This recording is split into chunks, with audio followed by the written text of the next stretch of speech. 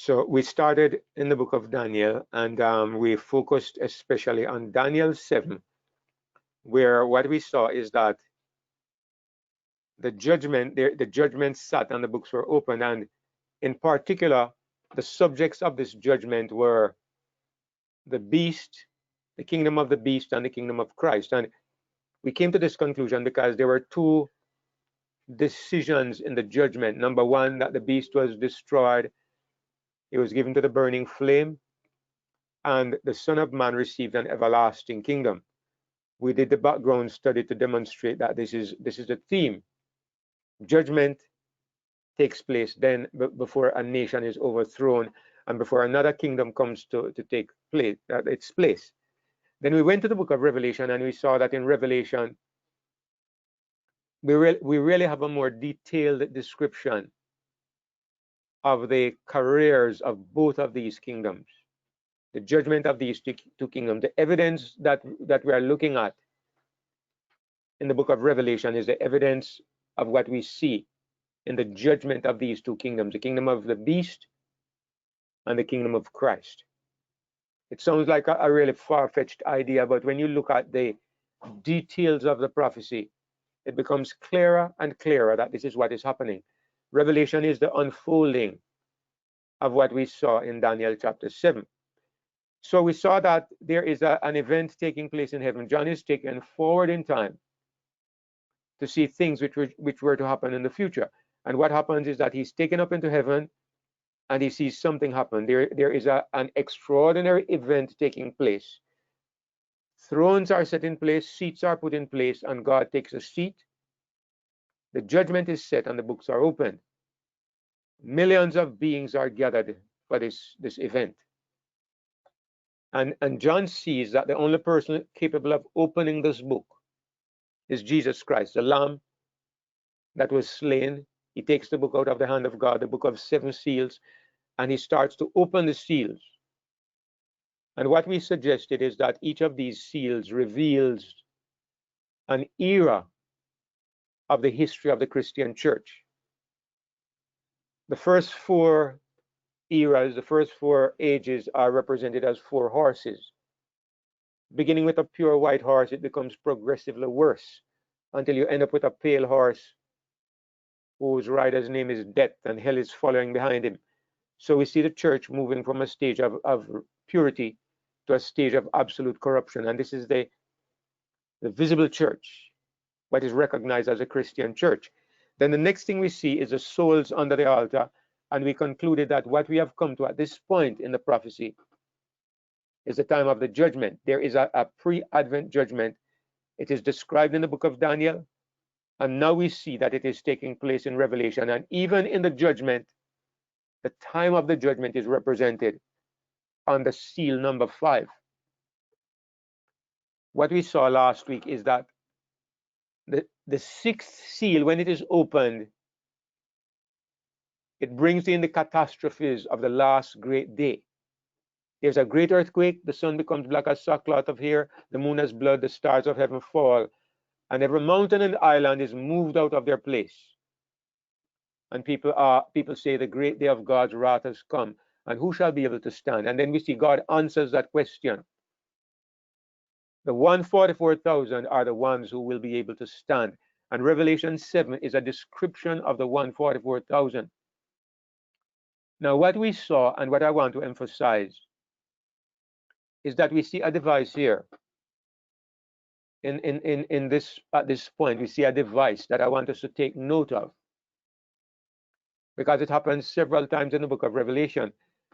We see that God gives us seal number 1, number 2, number 3, number 4, number 5, number 6, and then he pauses and he takes us back to a time before number 6. I hope everybody understands what I'm saying. He takes us through 6 seals, and then there's a pause. We don't come to seal number 7 yet, but God takes us into the sealing of the 144,000, which actually takes us back before the 6th seal, because the 6th seal says The great day of God's wrath has arrived, and who is able to stand? And in answer to that question, God shows us the 144,000. But we see that the sealing of the 144,000 has to take place before seal number 6, because when seal number 6 is opened, it's already too late. At that point, we are saying, who will be able to stand? It's the great day of trouble. Who will be able to stand? If they are going to stand, they will have to be prepared for that day. And so God shows us the preparing of the 144,000. So here is what I'm saying. There is a device that God uses where he takes you to a certain point, and then at that point, he takes you backwards to show you something that happened before that point in time.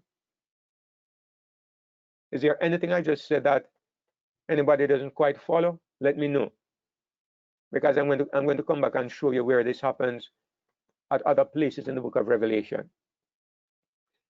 I want to put it this way. I used to be a very avid reader when I was a boy. I used to read books. I used to read novels, anything I could get my hand on.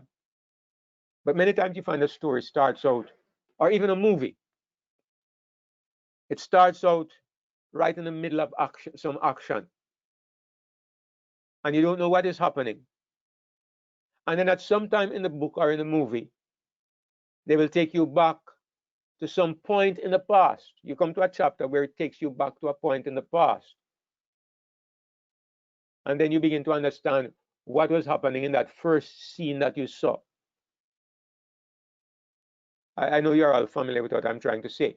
When I used to read, I used to find it very aggravating.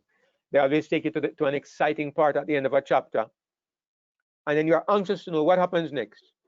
And instead, you come to a chapter where it takes you back into the past and starts giving you background information.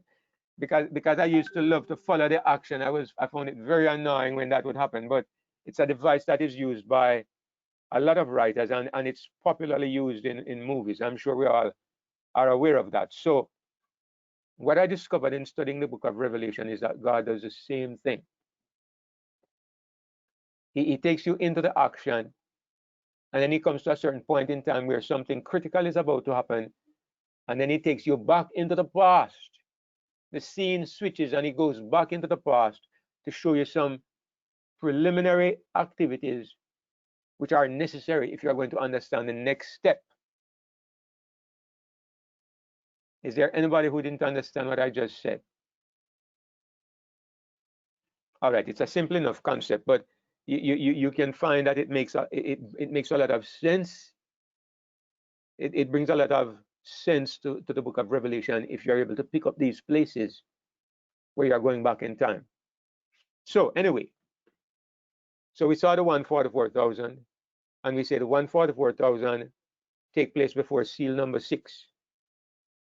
Then, so now we're at the end of seal number 6. The 144,000, we understand who they are and why they come in at this point. So we're actually at seal number 6. 1, 2, 3, 4, 5. The four horses, the souls under the altar. The great day of God's wrath has come. Now, seal number 7. So I'm going to read. I'm going to go to the Bible and look at seal number 7.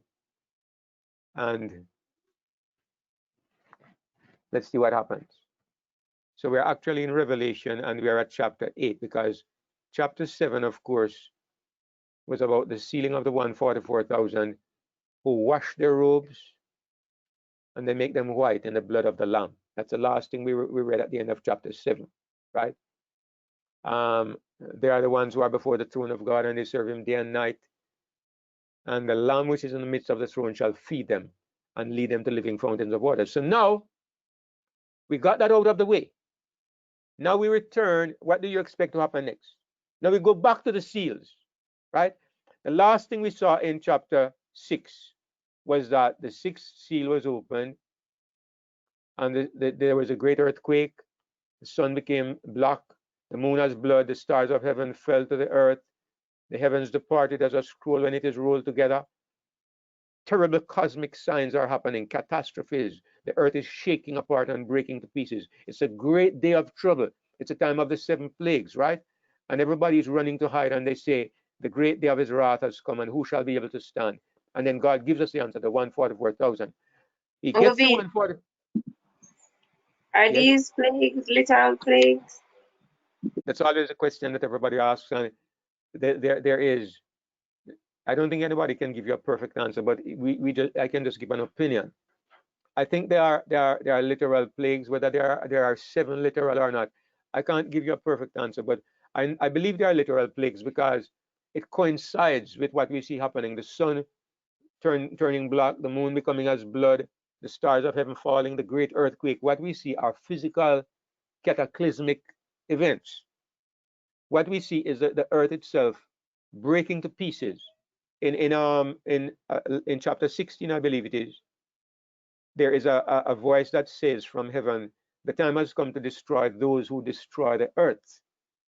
So the impression we are given is that there is terrible physical cataclysms breaking out on the earth. There are earthquakes, hurricanes, fires, all of this we see happening on a minor scale today. So we can believe that as men continue to abuse the earth and to experiment and to try to harness the forces of nature, they will increasingly destabilize the harmony of the forces on this earth. And so, very likely, the 7 last plagues are the consequence of man's interference with the planet. But I believe there are going to be physical catastrophes. I mean, the descriptions that we have, some of these things you can't say that they are to be taken literal. Like, for example, when it says the sea becomes blood, it's not going to be real blood. I don't think so. God is not going to turn water to blood literally. I don't think so. I think that Would it mean it that all the marine life end up dying, like in a literal sense, the sea is like blood because all of the harmful stuff that we've done to nature, like end up with like all the marine life dying and stuff like that? right, that may be what it means, right? It may mean that it takes on the color of blood. Like I say, anything that we say is going to be speculation, right? Was there Until no blood in Egypt, brother? well, it says a river turned to blood in Egypt, but I suppose nobody really examined it under the microscope to see if it was literal blood. Smell like blood. That's why they probably, if it smelled like blood, it could probably why they probably knew it was blood. Not because there's red rivers that come up about because of something. Like it is in Jamaica. I saw a red river. I saw it happening in other places. It looked like blood, but they knew it wasn't. They didn't even say it. They just said it was red. So it might have been literal blood in Egypt, okay? It might have been. I mean, again, one thing I know about the Bible, why I say this, is that people who report on what is happening, they report on what they see. They report what they see. They don't report on. The Bible is not a book of science. Let me put it that way. And the reason why I'm making this point, Sister Diane, is because people say that Joshua said the sun stood still in the sky. The Bible says the sun stood still. And therefore, the sun must have stood still. And so people who say that the earth stopped rotating, you are wrong. Because the Bible says the sun stands still, so it means that the sun stopped moving. So they conclude because of this, because the Bible says so, they conclude that the sun is what actually moves and the earth stands still. They use the Bible as a book of science, but what I pointed out a couple of weeks ago, and I still believe, is that the stories in the Bible are reported as something, as how a person would see it. It doesn't get into the science of it. I think it was last week we pointed out that the Bible says that a snake spoke to Eve. It says the serpent was smarter than any other beast of the field. What the Bible does is it's reporting on what you could see if you were looking at the scene. It's not giving you the details like this was a serpent who became a medium for Satan. Satan took over the snake's body and was speaking through the snake. The Bible doesn't do that. It just tells you what you would have seen. So when the sun stood still in the sky, it just tells you that the sun stopped moving. That's what you could see. It does not give you the science behind it. So this is why I say that when the Bible says that the river in Egypt turned to blood, it might have been that it became real blood, as you say, but it might have been simply that the person who wrote it is reporting on what he sees, and he sees something that looks exactly like blood. Did it have to be blood? I don't think so, but maybe it was, and maybe that's where I would leave it, because it's really going to be ultimately a question of, how we interpret the Bible and maybe opinion.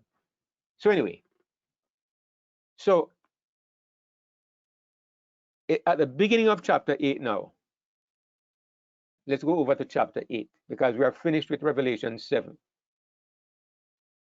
And so therefore, the next thing that we see happening is that we go to seal number 7. Now, seal number 7 happens right after seal number 6. Remember that. The 144,000 are just put in there because God is taking us back into time for a little bit. They do not belong at the spot between 6 and 7. In actual fact, we would conclude that the sealing must have taken place sometime during or before seal number 5. Sometime during seal number 5, the 144,000 would have been sealed. But they are focused on after seal number 6, because the question is, who shall be able to stand? And so God gives you the answer to the question. So, that out of the way, we move quickly to the next event, which is the opening of the 7th seal. I'm going to read through here a little bit, the first 4 or 5 verses, first 8 verses or so, and then I'm going to go to some illustrations that we have, some pictures, right? It says, and when he had opened the 7th seal, there was silence in heaven about the space of half an hour. And I saw the 7 angels which stood before God, and to them were given 7 trumpets. And another angel came and stood at the altar, having a golden censer. And there was given unto him much incense, that he should offer it with the prayers of all saints upon the golden altar which was before the throne. And the smoke of the incense, which came with the prayers of the saints, ascended up before God out of the angel's hand. And the angel took the censer and filled it with fire of the altar and cast it onto the earth. And there were voices and thunderings and lightnings and an earthquake. And the 7 angels which had the 7 trumpets prepared themselves to sound. All right, I'm going to stop sharing the Bible and go to my illustrations.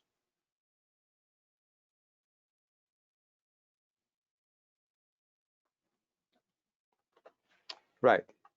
So when he had opened the 7th seal, there was silence in heaven about the space of half an hour.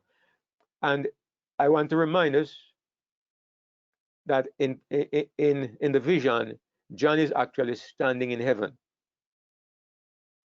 Remember, we are still in the scene that John saw in Revelation chapter 4 and 5. He said he saw a sea of glass. He saw 7 lamps of fire. He saw God sitting on a throne. He saw 4 living creatures around the throne. He saw lightnings coming out of the throne.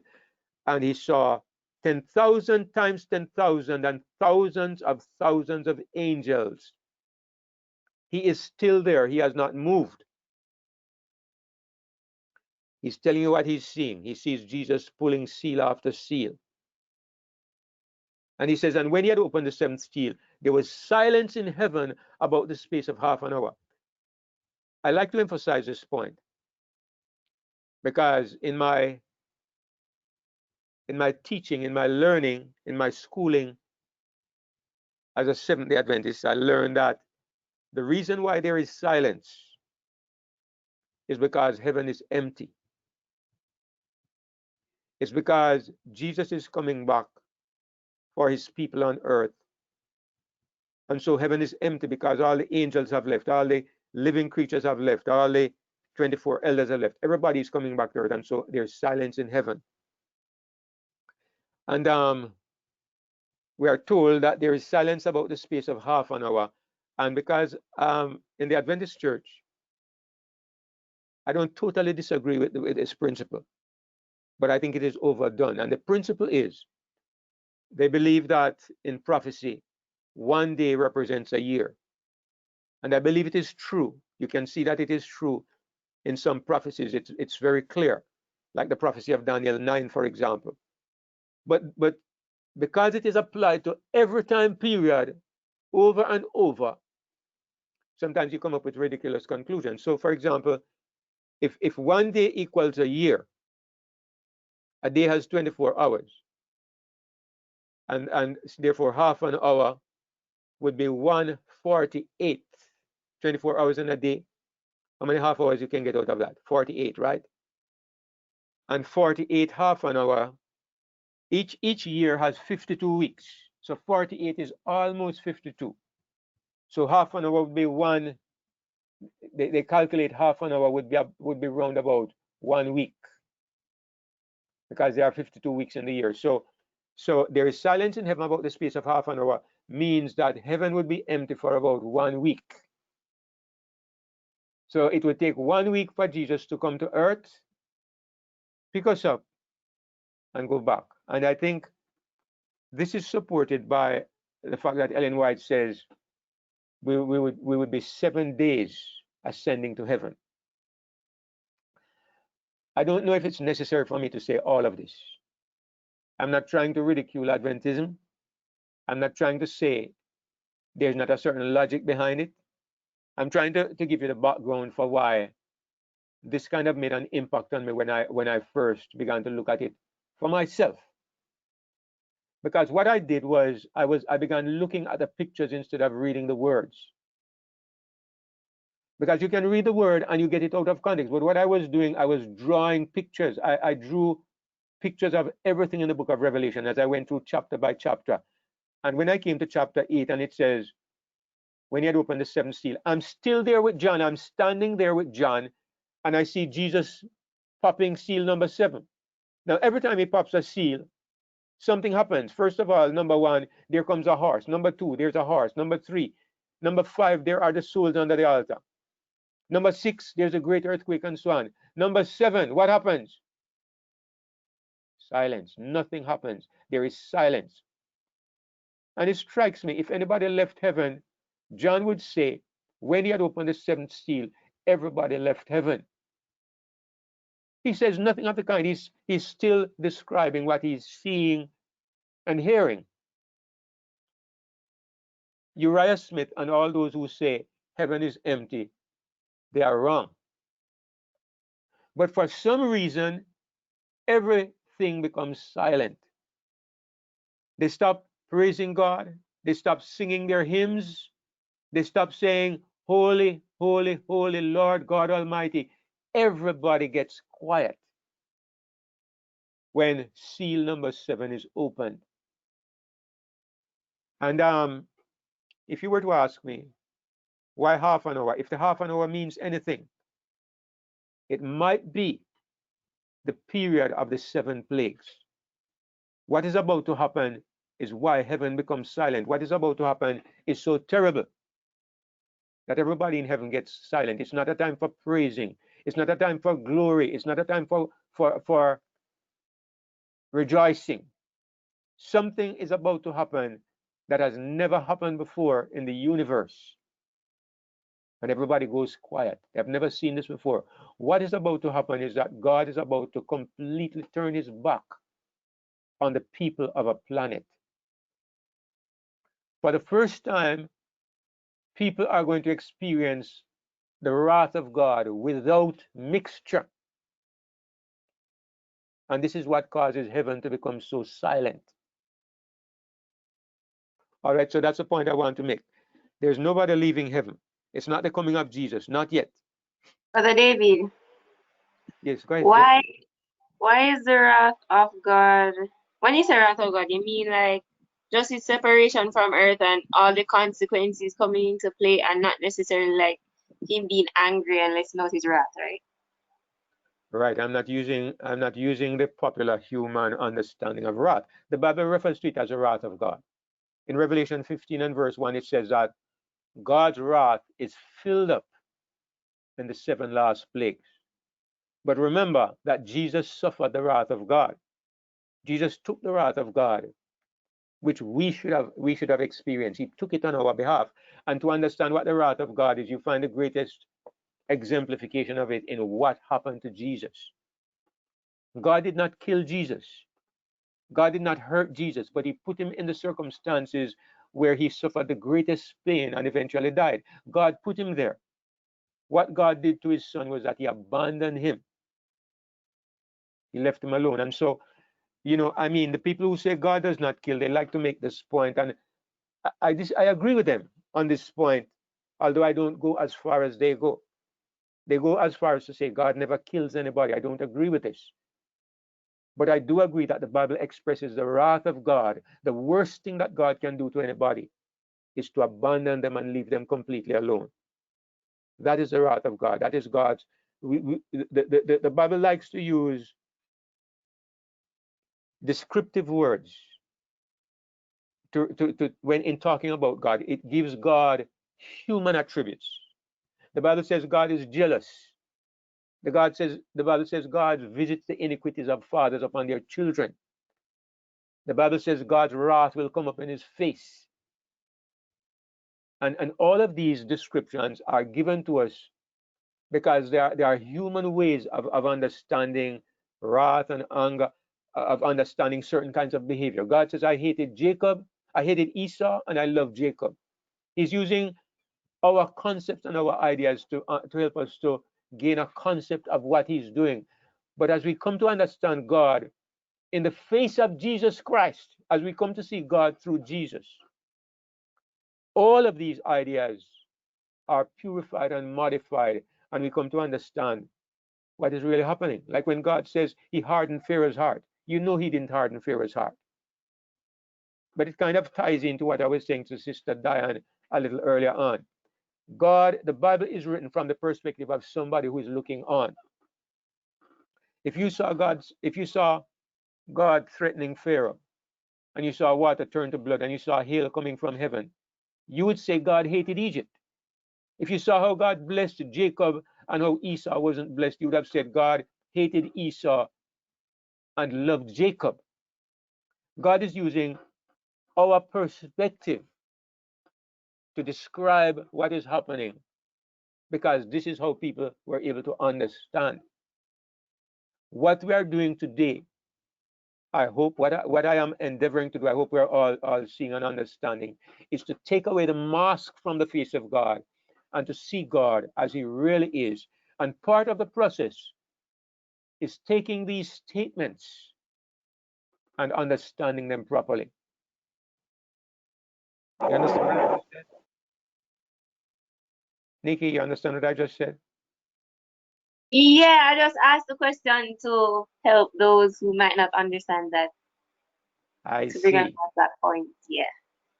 Okay, all right. You're taking after your father. All right, so what we can see is that nobody left heaven, but the next thing that happens is interesting, because what happens next is, it says, and the angel took the censer, filled it with fire of the altar, and cast it into the earth. And there were voices and thunderings and lightnings and an earthquake. Now, let me comment on the censer. The censer is the vessel of mercy.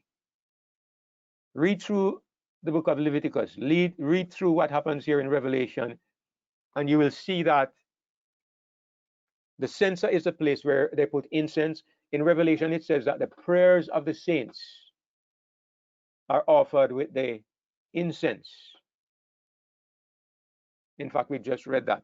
I actually skipped over those verses. This is Revelation 8, verse 5.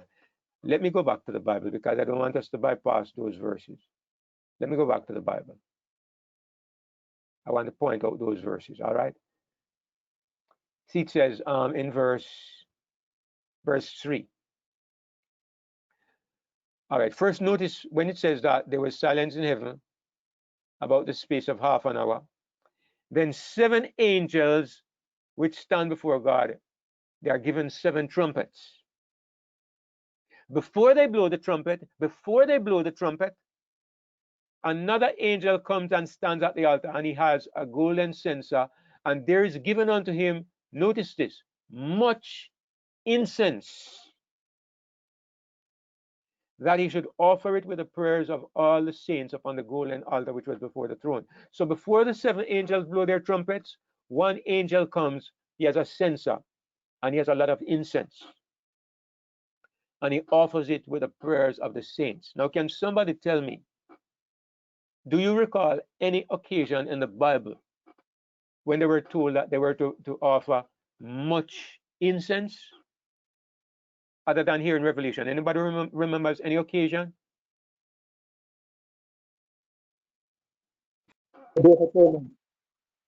Thank you, Brother Peter. Thank you. Um, if anybody can think of any other time, I would be willing to look at it. But I've never found any other place other than Leviticus. It's in Leviticus 16, where it says that the priest was to bring much incense in his when he, on the Day of Atonement. In my understanding, what we are seeing here in Revelation is the end, is the final atonement, is the end of grace. It is offered with the prayers of the saints. At this time, God's people are praying. They're praying very much. And why are they praying? Because they recognize that the end of the world is here.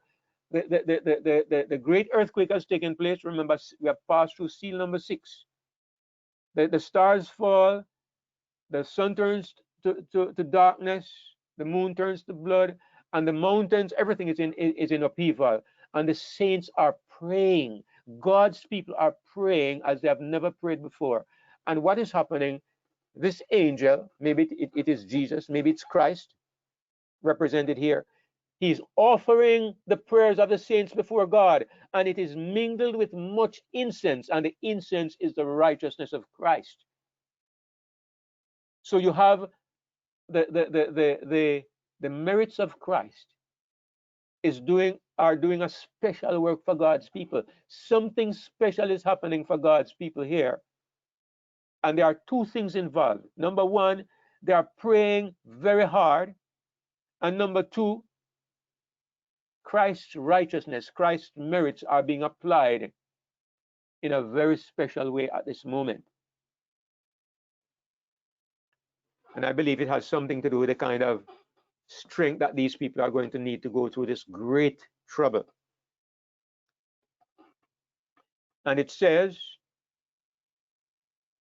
and the smoke of the incense which came with the prayers of the saints ascended before God out of the angel's hand. So, all of this is in the book of Revelation. All of this is in this passage, not simply for entertainment value. God puts it here because, as we say over and over again, there is value here. There's something we are to learn. An angel offering incense is not just a little image and not just a little picture. God is saying something is happening with his people. Jesus is doing something special for his people, and it also is related to the fact that they are praying a lot. Remember what God's people had to do on the Day of Atonement. They had to gather around the sanctuary, and they had to afflict their souls, and they had to pray earnestly on the Day of Atonement. I believe this is what we are seeing here.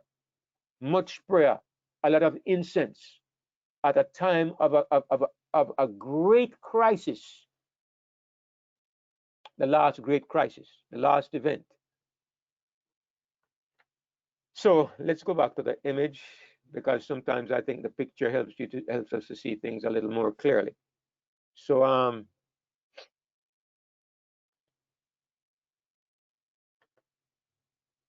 now the angel takes the censer. Let's consider what happens here. The angel takes the censer, he fills it with fire, and he throws it into the earth. Now, this is not the purpose of a censer. Read through the book of Leviticus, read through the Old Testament, read through the entire Bible, and you will see that the censer is a vessel of mercy. But I want you to notice how it works, right? The priest would come with a censer, and he would take fire from the altar, and he would put it in the censer, and he would put incense on top of the fire, and the incense would burn, and when it is burning, it would give off a smoke, and the smoke came up before God as a sweet smell. It represented the righteousness of Christ, yes. It represented the prayers of the saints.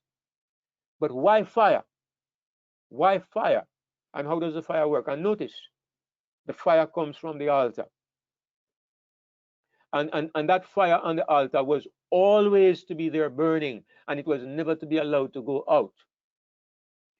You remember one time the two sons of Aaron, Nadab and Abihu, they came into the temple, and they used strange fire. They brought their own fire. And when they burned the censer, when they burned the incense with the strange fire, fire came out from the most holy place and destroyed the both of them, killed the both of them. It was a very serious thing to use strange fire. It had to be the fire from the altar that was never to be allowed to go out. So I want to take a moment to try to interpret what this means. Again, it's based on my understanding, but you can look at it and see if it makes sense. Fire is an agent that can do two things, maybe more than two, but there are two things I see important here. Number one, fire is something that it purifies and it causes pain. It causes a lot of pain.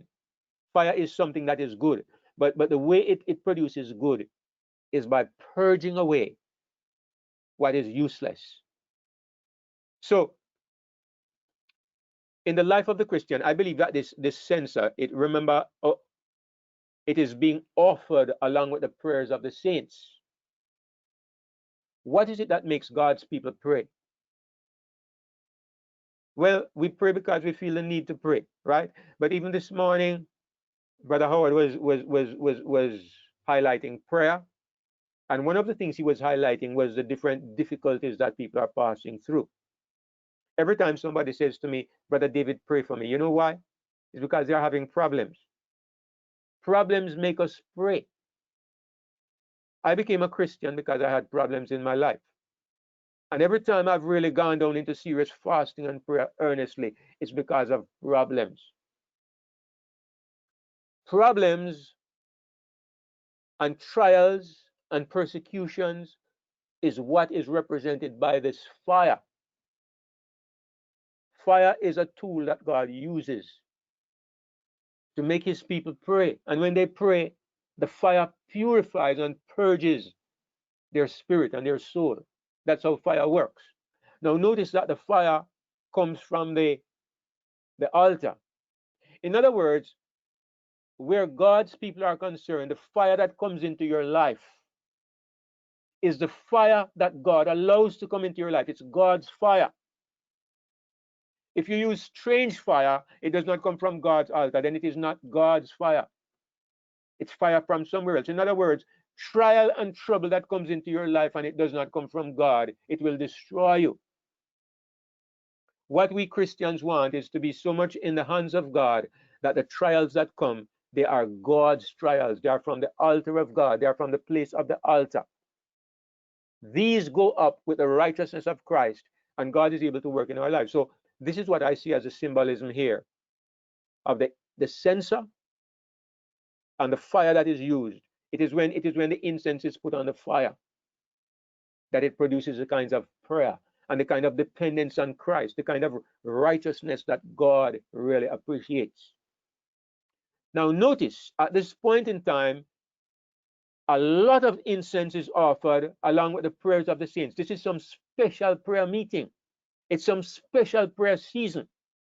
And you can understand because we have come to the last great moment. And having offered this to God, you can imagine that something special is happening to God's people down on earth as a result of this much incense and much prayer. And now this is done, what does the angel do? He takes the same censer, which is a vessel of mercy. The censer is a vessel of mercy. And the angel fills it with fire and he throws it into the earth. It's the first time in the history of the universe that this has ever happened. At this point, the vessel of mercy, the fire that has been used to purify the channels of prayer, this fire is cast into the earth. What it is saying is that the time for mercy is past. The vessel of mercy is no longer going to be utilized.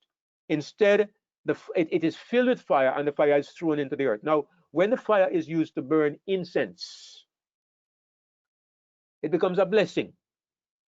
God works in response to that kind of prayer. So when the fire burns the incense, it is a controlled fire, but it burns and God's people pray, and it works in their life. But when this vessel is no longer in the hand of the angel, it's not burning incense anymore, it's filled with fire and thrown into the earth. What do you think that fire is going to do? This fire is not going to make anybody better. It's not going to make anybody pray. It's not going to bring any favors from God. This fire will do what fire normally does without God. It will destroy. And so this is a graphic representation that the end, grace has come to an end. God is no longer working on behalf of the people of the earth. Jesus is no longer interceding. Incense is no longer being offered. Instead, it is fire on the earth. That's what I see represented by this illustration. Any questions about this, anybody?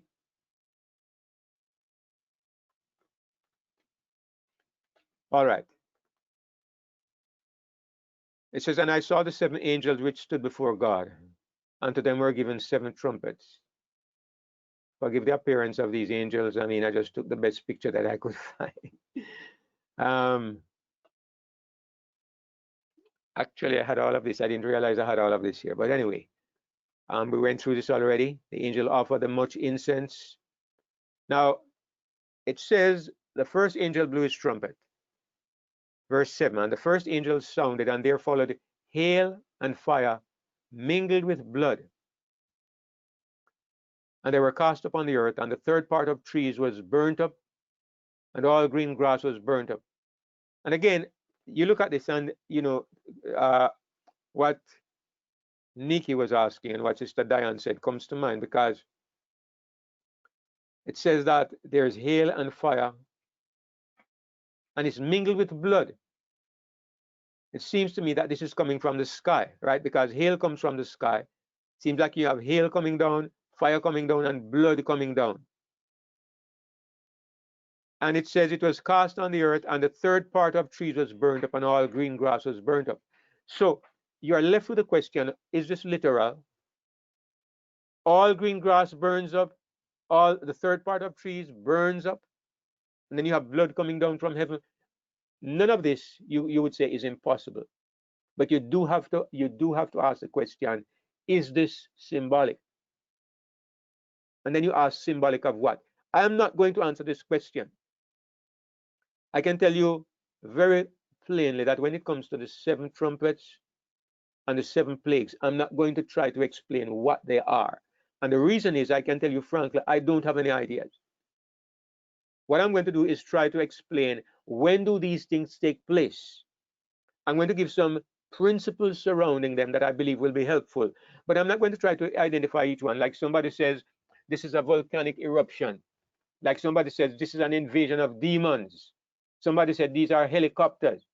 I'm not going to go into that, because I don't have any understanding that leads me in this direction. I don't even know if it's important to understand either, but it might be. But at the moment, I don't have any contribution to make in that regard. But what I'm going to share is what I can see clearly, and I hope it, and I believe it will be helpful. Now, here's what I see very clearly, and I'm going to show it to you. The 7 trumpets. I hear you, Ian. The 7 trumpets correspond to the 7 plagues. I'm going to explain why in just a moment. Go ahead, Brother Ian. Yeah, I just thought that verse 7 shows that the servants of God have already sealed at this point, because the angel that said to the four angels, hurt not the earth, nor the green thing, nor any green thing, until the servants of God are seated in their foreheads. And here, with this first, with this event, a third part of the earth is burnt up on the green thing and the grass. Right, right. So you can see here that the trees and the grass and the earth are being hurt by this first trumpet. And as Brother Ian pointed out, at the beginning of chapter 7, it was said, the angel said, do not hurt the earth, nor the trees, nor the grass, until the servants of our God are sealed. So now we see the earth and the trees and the grass being hurt. Clearly, God's people are already sealed. And we're going to see that in a moment, in another verse, okay? So the seven angels. David. Yes, Brother Ayayi, go ahead. Well, a question.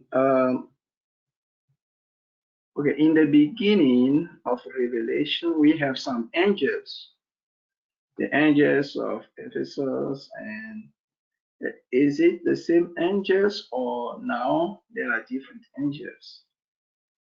In the beginning of Revelation, you mean the angels of the seven churches? Yes.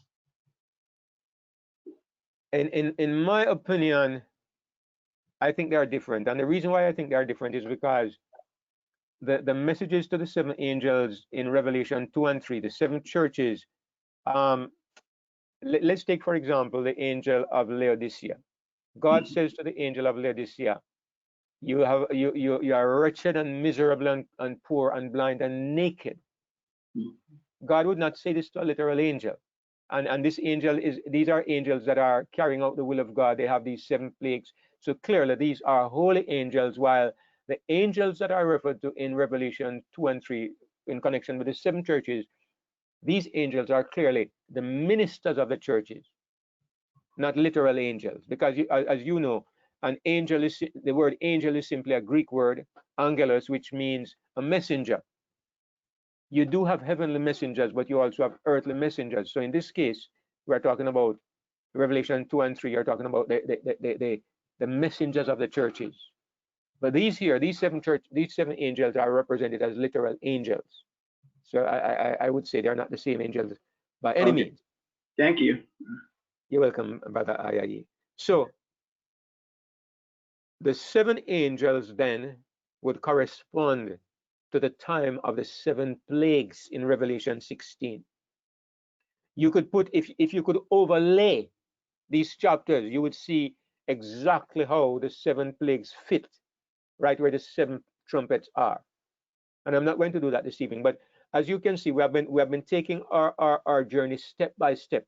We have gone through the seven churches, we have gone through the four first churches, then the time of the judgment, then the sealing of the 144,000, then the great cosmic events, and now finally the last event, the seven last plagues. You should know that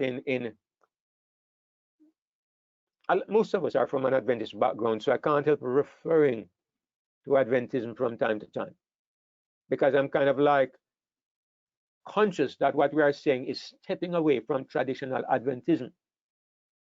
Adventism believes that these seven trumpets started from the days of the Muslims, way back in the early centuries of the church. And they believe that these trumpets refer to, one of them referred to the work of Attila the Hun, one referred to the work of Genseric the barbarian, and they kind of corresponded to the same periods as the seven seals. They have the seven seals as seven periods of the church, which I kind of agree with, but they go back and they overlay the seven trumpets over that same period. Now, I really need a diagram on the board to show you why they come to this conclusion. And if I remember, I'm going to do something next week so I can have it here so you can understand. What they conclude is that these trumpets are all mostly in the past. They believe right now we are standing somewhere between trumpet number 6 and number 7. What I am saying is that none of these trumpets has yet occurred. They are in the future. And if you have been following the timeline as we have gone through so far, as we have been going through the seals, you will see why we come to this conclusion. So these 7 trumpets arise out of seal number 7. Seal number 7, when you open the 7th seal, there's silence in heaven for half an hour. And there's silence because the trumpets are about to be blown. And the trumpets are terrible events, so everybody in heaven gets quiet. So, Yeah, Brother David. yes. Yeah, that traditional interpretation is very inconsistent in many ways. For one, if the 7 trumpets are coming out of the 7th seal, and they're saying half an hour of heaven is Jesus coming to earth to collect the people, then how can you go on to have 7 trumpets, which is going to be back in the past? That's one inconsistency. As you say, it's very inconsistent. What they do is they say when the 7th seal is open, there's silence in heaven about the space of half an hour. And they say at this point, the narrative stops. They say you should have had a chapter division at that point, because now we go back and start over with the trumpets. That's how they do it. Their understanding is that there are 4 lines of prophecy in the book of Revelation. The 7 churches, and then you have the 7 seals, which cover the same period. Then you have the 7 trumpets, which cover the same period. They believe there are 3 periods of history that are simply repeated in different ways. And then, of course, you have from chapter 12 to the end, which is the 4th line of prophecy. That's how they understand the book of Revelation. As you can see, what we're looking at is completely different. We're saying that from the 7 seals, you come to seal number 7, and then the 7 trumpets come out of the 7th seal. They don't overlap with them at all. They are out of one of the seals. You have these 7 trumpets. Yes, go ahead. Yeah, and what I alluded to earlier is another reason why this can't be so, because then in the first trumpet, a third of the earth is burnt out, a third of all green things, they are hurt. And the angel said before that hurt not the earth, nor the sea, nor any green thing until the servants of God are sealed. So that is with me, that is one of the main reasons why I cannot accept that interpretation. Yeah, they overlooked a lot of things. But to be honest, this is the first thing that made me decide to step away from the traditional interpretations, because I actually went to when I was a very young Christian. It was about 2 or 3 years after I became a Christian. You know, I had been feeding on Uriah Smith's book, Daniel and the Revelation, and I went to a Seventh-day Adventist crusade, evangelistic meetings, and the person who was in charge of it, he said something about the plagues, about the trumpets, and he referred to the trumpets as something in the future. And I was very upset, because I was so young and I was so foolish. I thought that every single thing that the Adventist Church taught was true. I was that young, and so I was really upset with this preacher, and I went to him afterwards, and I told him, you know, he was wrong, because I have the book, and it's right here in the book. And he looked at me and he said, do you think that everything that is in that book is true? Man, you could have blown me down with a feather, because this guy is supposed to be a minister. And in my mind, all that is going through is this guy is an apostate. And I had bought the book, and it cost me $42. I remember the figure till today, because in those days, at my salary, $42 was a significant amount of money. And I said to him, you mean I paid $42 for this book and there are mistakes in the book? And you could see he was a little sympathetic. He didn't want to shake my faith. He said, well, there is a lot of truth in the book. There's a lot of truth in the book, but the man who wrote it was not perfect. My mind was spinning, and then he said, when you go home, compare the trumpets to the plagues. That's all he said. And you know, I appreciate him. He was enlightened. He was not the traditional Adventist minister, but I did what he said. I went home and I compared the trumpets to the plagues, and Revelation was never the same for me from that day forward. I started studying on my own. In fact, the whole Bible. I came to the conclusion, I learned that you can't trust what somebody says. You have to study things for yourself. But that's where it started. So let's look at these plagues and trumpets. Now, look at, we have not come to the plagues yet, but they are in Revelation chapter 16. Now, I just wanted to compare. Look at what I have on the screen. The first trumpet here, hail and fire mingled with blood falls on the earth. Notice where it hits. It hits on the earth. Look at the first plague. Revelation 16 and verse 2, it says the first vial is poured upon the earth. Same place. The second trumpet, a burning mountain is cast into the sea. We have not read these verses, but they are right there in Revelation chapter 8. The second plague, the second vial is poured out on the sea. Same place. The third trumpet, Revelation 8 and verse 10, a great star fell on the rivers, on the fountains. The third plague, the third vial is poured on the rivers, on the fountains.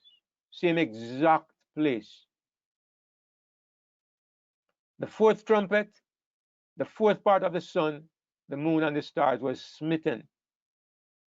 The fourth plague, the fourth vial is poured out upon the sun. How can you miss it? Both of them are parallel.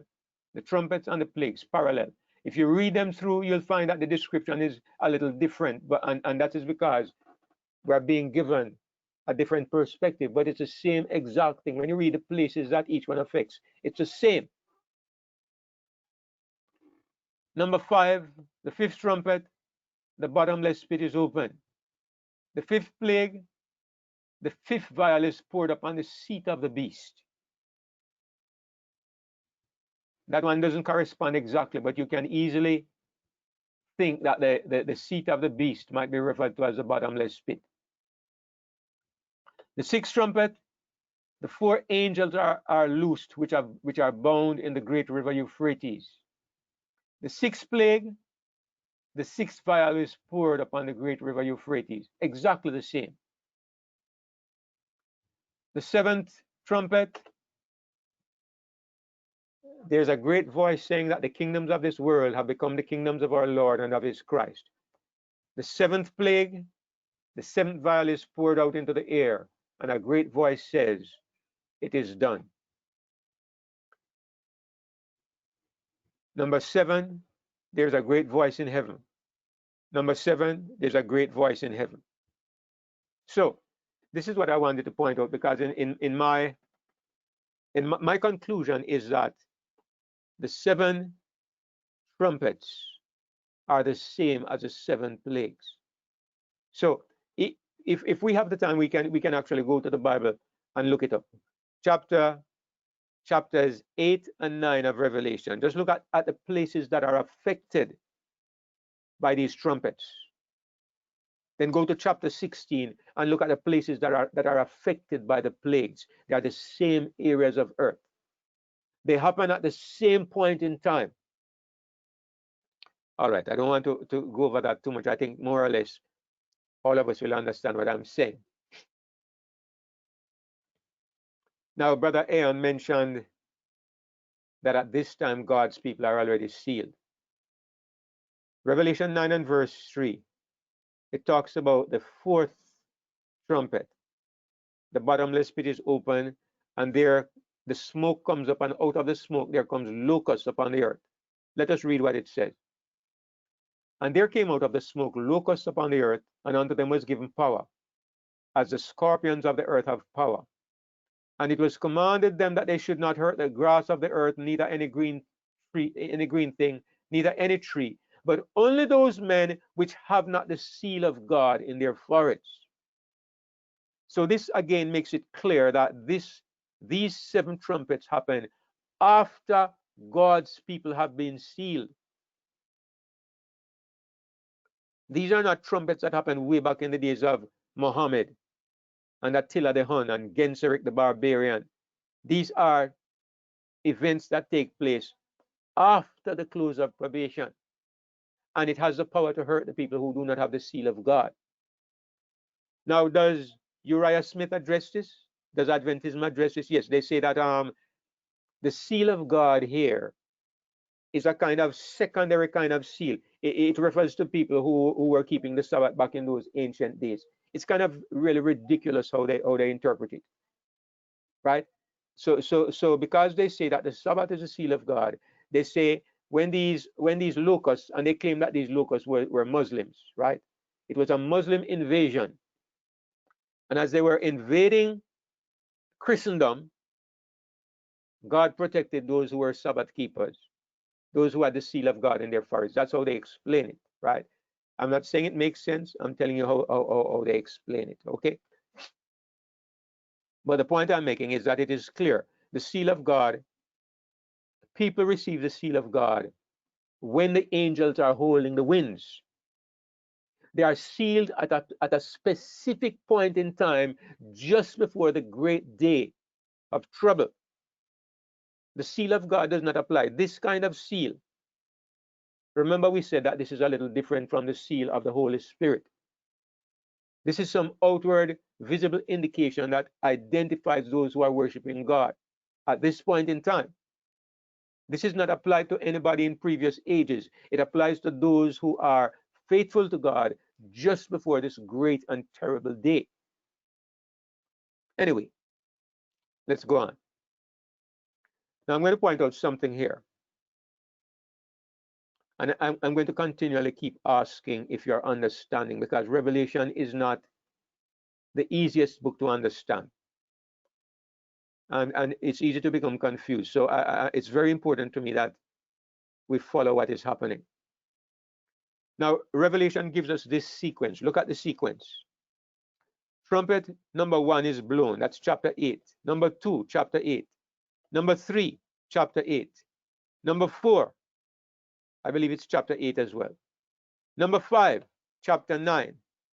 Number 6, chapter 9. And then something happens. Before you come to number 7, something happens. There is a break. And you have chapter 10 and part of chapter 11. And in chapter 10, instead of trumpet number 7, what we see is that there's a message that comes to earth. There are 2 witnesses. An angel comes down from heaven with a book, and he tells John to eat the book, and it is sweet in his mouth and bitter in his belly. And he tells John that he must prophesy again before many people and nations and tongues. And then we see 2 prophets who are given power to do certain things, and they are preaching for a certain time. And then you have trumpet number 7. Now, this is the thing that causes confusion with these trumpets. Because I have been saying that these trumpets refer to a time after the close of probation, after the end of grace. Yet between number 6 and number 7, it seems like we have a message to be given to the world. Because the little book is open, and John is told to eat the book, and then he must prophesy again before many peoples and nations and tongues and kings. And also, we see that the 2 witnesses are prophesying for a certain amount of time.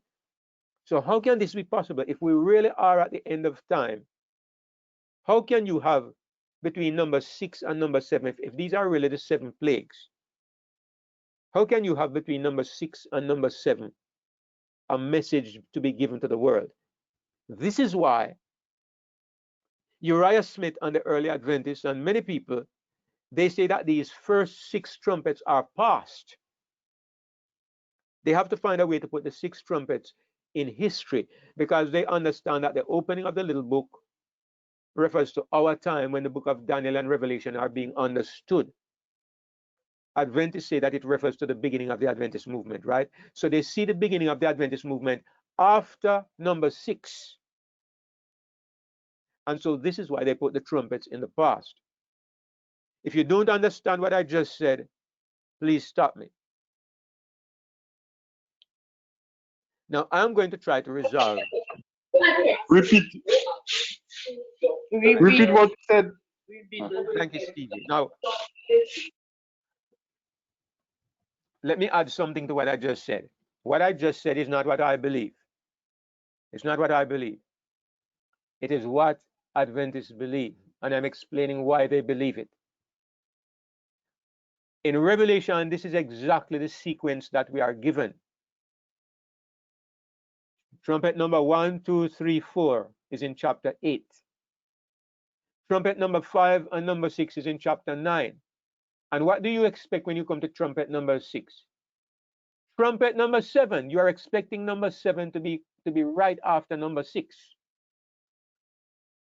But instead, as we are reading through, we see that there are 2 chapters that come in between number 6 and number 7. And in these 2 chapters, what you have is an angel comes down from heaven and he gives John a book to eat. John eats the book and the angel says, you must prophesy again before the whole world. And we see 2 messengers, they are called 2 prophets, and they go out and they are preaching a message to the whole world. How does this fit in between number 6 and number 7? Because what I have been saying is that all 7 of these trumpets are after the end of mercy. There's no preaching message during the trumpets. There's no preaching message. And yet here the Bible shows us that there is a preaching message between number 6 and number 7. Is it like a backstory kind of situation? All Same right. pattern. Seals. Yes, Nikki is suggesting an answer being supported by her father. And remember a little earlier on when we were looking at the 7 seals, I was showing you how God put the 144,000 in the wrong place. Yeah, there was a gap between the 6th and the 7th seal. Thank you, And brother. there was yeah, is there a connection there? Absolutely. Remember I said that we're going to find some other places where God uses the same device. And this is one of those places. So in fact, there is no gap between the 7 trumpets, right? In actual fact, the preaching message that we see here actually belongs back at the beginning. And you're going to ask the question, if that is where it should be, why does God put it between number 6 and number 7? It's for the same reason why he put the 144,000 at that spot. There is a question that comes up after trumpet number 6. There is a question that comes up.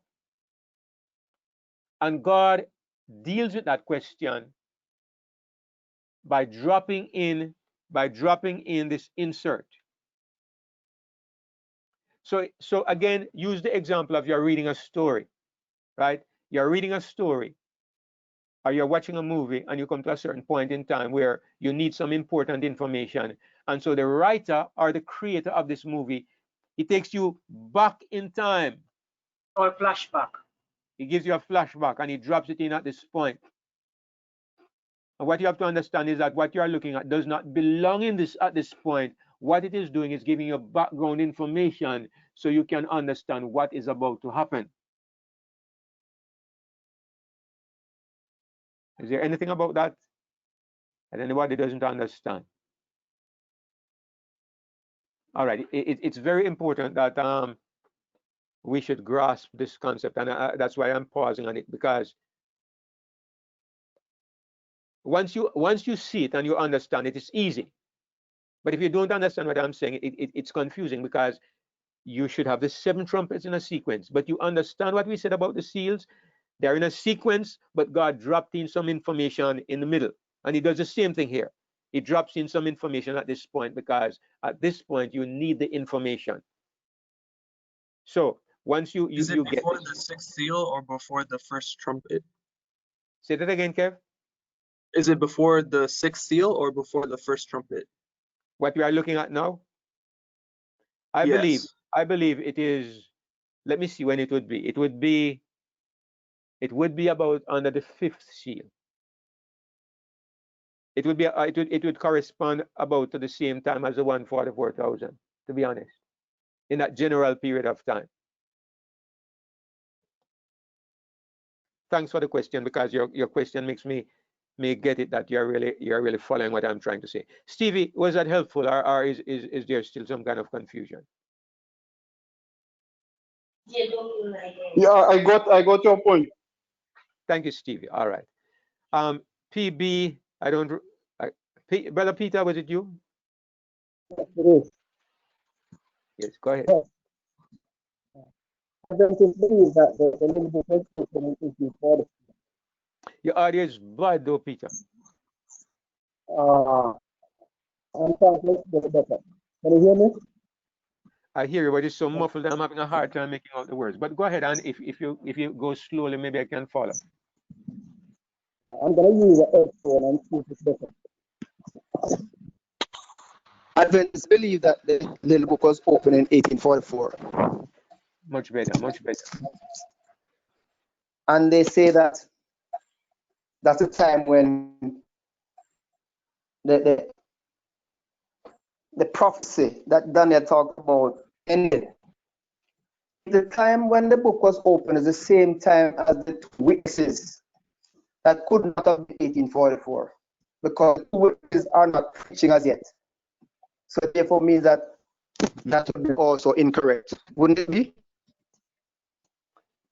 Yeah, in a way it would be, but the thing is that the opening of the book, we haven't come to it yet, but anyway, since you asked the question, the opening of the book is a general period, in my opinion. I don't think it's a specific point in time, like the 3rd of January, 1556 or something. I see it as a general period, because the opening of the book of Daniel was not something that would happen in a day or a moment. It would require studying over a period of time and a gradual coming to light, okay, but still within a short space of time. But I believe that there is room to believe that with the beginning of the Advent movement, you began to have the opening of the book of Daniel, which is continuing until today, and which is going to grow into the work of the two witnesses. So I wouldn't entirely discount it.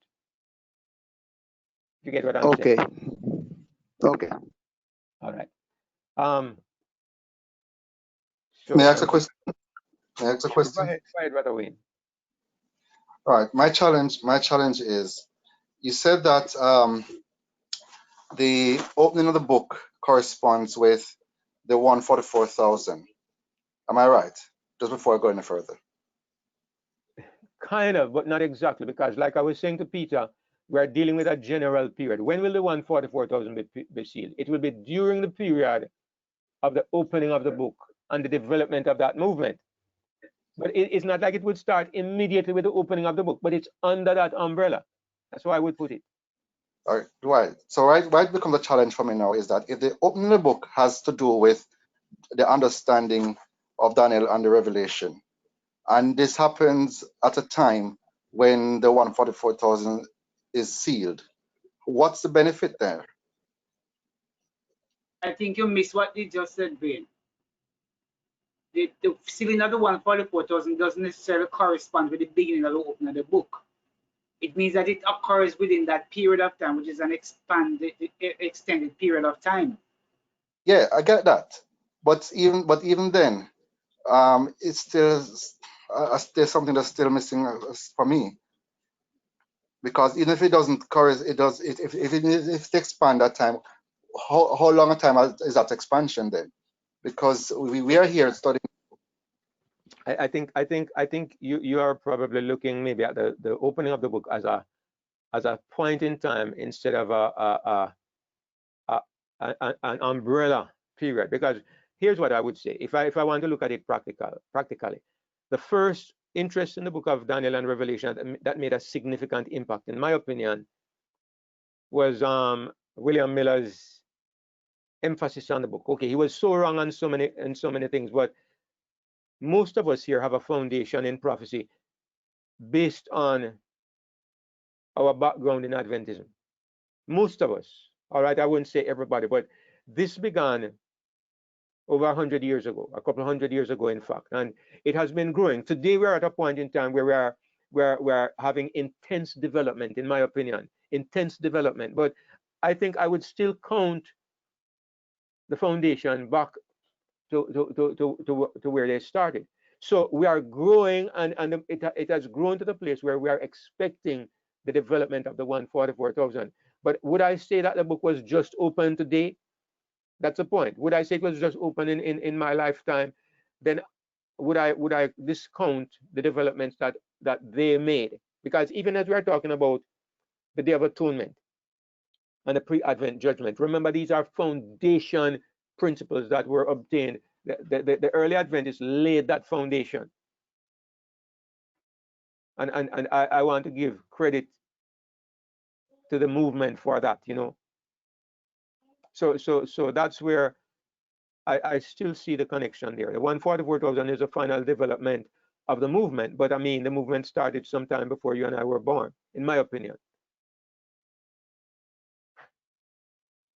It has just been developing and developing at a rapid pace, I believe, in these days.